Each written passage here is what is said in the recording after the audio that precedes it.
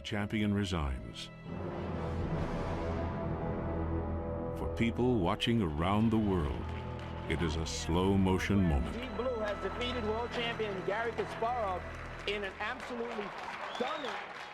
Si vous pensiez que la défaite de Kasparov, champion du monde d'échecs, par la machine Deep Blue en 1995 représentait une source d'inquiétude, puisqu'il s'agissait de la première défaite d'un homme par la machine, eh bien, détrompez-vous.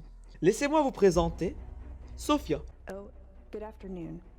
My name is Sophia, and I am the latest and greatest robot from Hanson Robotics. Le premier automate à avoir obtenu la citoyenneté saoudienne, qui n'était jusqu'alors qu'exclusivement humaine.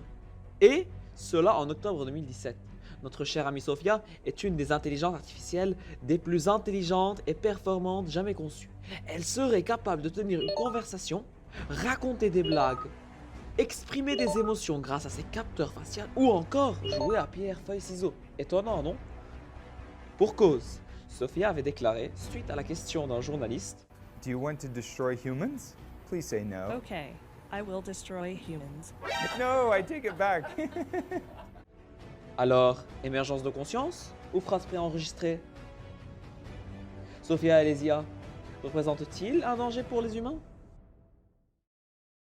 Commençons par définir qu'est-ce que l'IA. En fait, l'intelligence artificielle, c'est une discipline scientifique et technologique qui a pour but de reproduire des processus cognitifs réservés jusqu'à là au cerveau, tels que l'adaptation, le raisonnement, la communication, l'apprentissage. Bon, je sais que c'est pas simple, essayons de faciliter cette définition. Selon le docteur Idriss Aberkan, l'IA c'est un peu comme un chien. Il existe des gens qui en ont peur et d'autres qui apprécient sa compagnie. C'est vrai, un chien, en le domestiquant, on peut le contrôler et faire en sorte qu'il aide l'homme dans certaines tâches. Par exemple, on peut en faire un chien de berger, un chien sauveteur, un chien qui guide les aveugles, ou encore un chien de police, un chien de chasse.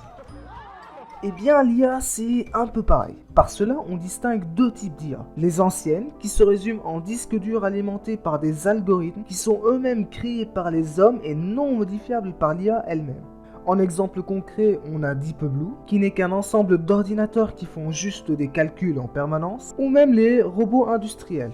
Et nous avons les nouvelles IA, qui sont surtout présentes dans le secteur militaire. Et la grande différence entre ce nouveau type d'intelligence artificielle et leurs prédécesseurs est qu'elles sont dotées d'une intelligence créative, capable d'évoluer et d'apprendre au fur et à mesure. Mais alors, une question se pose, serons-nous remplacés par l'IA? Cette question qui revient presque partout et qui fait couler beaucoup d'encre, surtout avec l'émergence des IA qui viennent exercer des métiers propres à l'homme. Revenons un peu sur l'exemple du chien de berger. Il a en effet diminué le nombre de bergers nécessaires mais n'a toutefois pas fait disparaître les bergers des campagnes. De plus, la majorité des inventions qui ont réduit le nombre d'emplois en ont créé de nouveaux. Prenez l'invention de la voiture.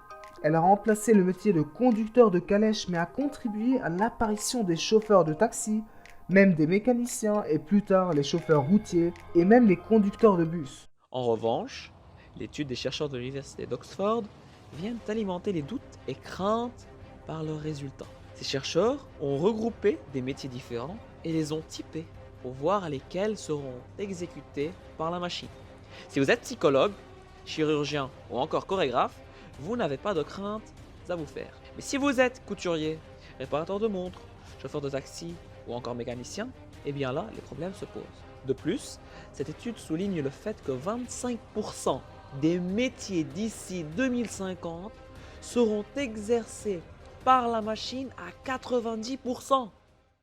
Et pour ne rien ajouter à cela, le célèbre physicien Stephen Hawking avait déclaré à la BBC en 2014 concernant le sujet des intelligences artificielles: je pense que le développement d'une intelligence artificielle complète pourrait mettre fin à l'humanité. Une fois que les hommes auraient développé l'intelligence artificielle, celle-ci décollerait seule et se redéfinirait de plus en plus vite. Les humains, limités par une lente évolution biologique, ne pourraient pas rivaliser et seraient dépassés.